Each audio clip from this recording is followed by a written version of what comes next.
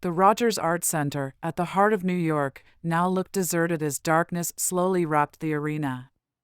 Members of the technical team could be seen moving their equipment off the dimly lit stage. Some fans could still be seen loitering around, possibly reminiscing about the concert. Eternity V, a popular K-pop band, had just performed for the ages. The rest of the arena looked messy, as if a battle had been fought there, with plastic cups and confetti as weapons.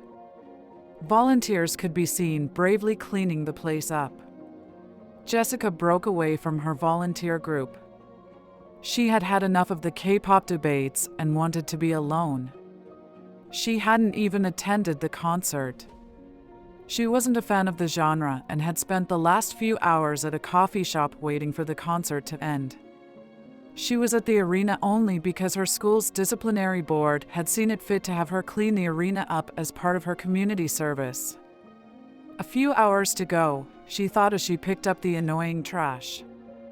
She lit the area just in front of her to get a better view of the trash ahead. That's when she saw it. Just ahead of her stood a life-sized white stone sculpture of a teenage girl. Something about it felt eerie. Jessica hesitantly approached it and heard murmurs coming from it. What was in that coffee, she wondered as she quickly walked away from it. She then blew her emergency whistle to alert the others. Within a minute, some members of the technical team rushed in to help her. Upon seeing the sculpture, they all laughed and told Jessica that the band planted these sculptures as part of their tradition and used them for good fortune at their concerts. Not fully convinced, she told them that she had heard murmurs. At this point, they now couldn't contain their laughter. She felt stupid. They signed her community service sheet and advised her to go home, cool off, and rest. They jokingly suggested that the heat might have gotten to her head. They picked up the sculpture and disappeared into the darkness.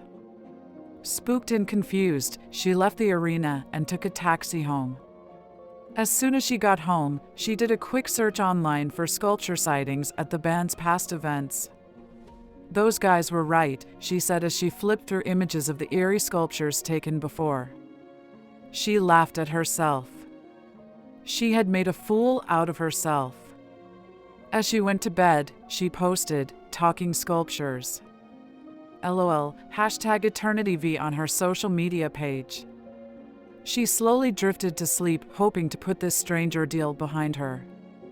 New York was different from Busan, a fact that Chihei hated to agree with every day as he painfully adjusted to the American lifestyle. He had been up early that morning as they were opening a new exhibition at the museum. The taxi was taking ages to get to the museum as traffic was dense that morning. He lazily scrolled through the social media news and gossip on his phone. Eternity V highlights and comments flooded the social media platforms. He knew that his workmates were going to be on his case for not attending the concert. There was a rumor going on at work that he hated his culture and countrymates. A rumor that he had often refuted. He continued to peruse through the countless posts about the band from his hometown: Handsome, Electric Performance, Encore, Forever Young, Marry Me, Redwood, Talking Sculpture, Hiatus, 5 years. Talking Sculpture, his eyes widened as he slowly read the post. Suddenly, it felt like he was back in Busan. The ghost from his past had grimly caught up with him. Chihei grew up in Busan and had planned to never leave it. He had studied Latin, art, and culture in university and got a job as an art and culture specialist at Busan Art Museum. He was in his second year working at the museum when Eternity V returned from a 5-year hiatus. They were going to release an album and do a concert in Busan before taking another 5-year hiatus. The band was made up of 5 young men: Redwood, Phoenix, Sphinx, Dragon, and Centaur. In addition to being talented, this dynamic quintet curiously seemed ageless despite having been in the music industry for a while. Most fans agreed that this was due to the band's strict lifestyle, while a handful of them reckoned that the band was a testament to plastic surgery done right. the band had their concert in Busan. Their performance, as usual, had exceeded expectations. Chi-hae hadn't attended it as he was stuck at work restoring old paintings he had received from a noble Korean family. A day after the concert, as he was in his office, his assistant notified him that there was a man who wanted to inquire about white sculptures in Korea. A moment later, the man walked into his office. He looked troubled. Chi-hae didn't think much of it as he asked him about his inquiry. The man told him about his strange ordeal. He had attended the Eternity V concert and noticed a life-sized white sculpture of a man. Nothing seemed strange to Chi-hae until the man mentioned that he heard murmurs from that sculpture.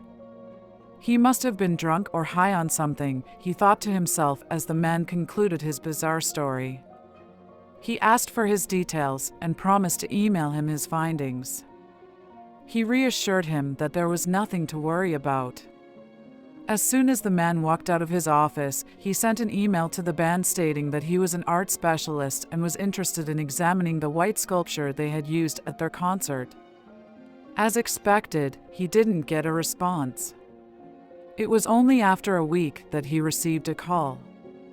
The call was from an anonymous caller. "If you want to know about the sculpture, meet me at the coffee shop next to your museum," the caller said and hung up. He dashed to the coffee shop, and as he entered, a woman dressed in black waved at him. He made his way to her. She had already ordered jasmine tea for him. She passed him his tea as he took his seat. After taking a sip from her cup, she handed him some documents and asked him to take a glance at them. He perused through the documents for a few minutes, and with a confused look, he asked what all this meant.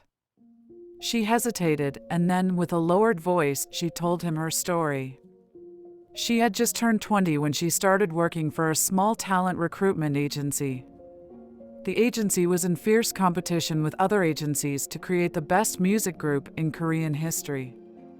The agency struggled to keep up as it was underfunded. Their fortunes turned when they managed to recruit 6 orphan teenagers they had found on the streets of Busan. The boys were gifted. They could dance, sing, and play instruments well. They had picked up these skills while on the streets. The agency was sure that with the right training and grooming, the boys were going to be stars. Just before their big debut, they went on a trip to the jungles north of Busan. They were told that this was to help them bond. 5 boys returned from that trip. She paused and looked around to make sure that no extra pair of ears were listening. She resumed.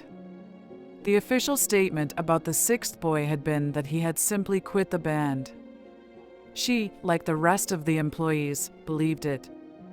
Then one day, Centaur pulled her aside and with tears in his eyes told her what had happened to their friend. He told her that their friend had suddenly turned to stone while they were in that jungle. The agency's president had made them swear not to tell anyone about what had happened. He told them that their friend's sacrifice was to pivot them to success and that through his death, he had become a foundation for their success. She stopped at this part. "I am turning 45 this year, so do the math. Please be careful and don't trust anyone," she said as she left him to digest what she had just served him. He decided to work from home for the rest of that week. He was terrified. From the woman's documents, he learned that at every concert the band did after 5 years, a sculpture would be found. The poor victims were drifters who no one would miss.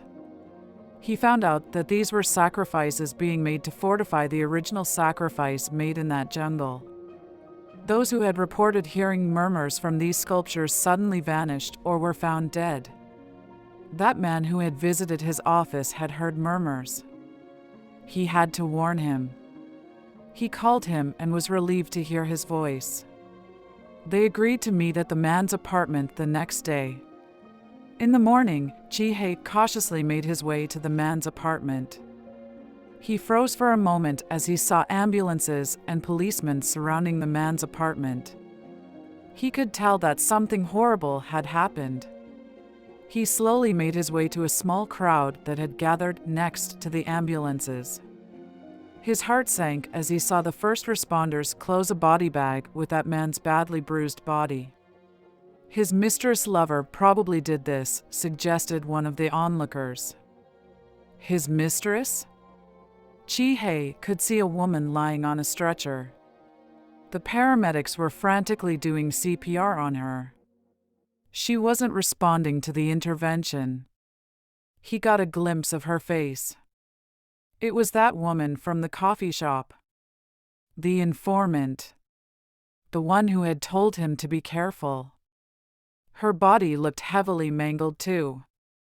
As he helplessly looked at the bodies, the harsh reality of what was coming dawned on him. He had to disappear before he became a victim of the weighty secret he carried. He gave one final look and then scurried home. A distant fire truck siren brought him back to the present. To New York, his refuge for the past 5 years. His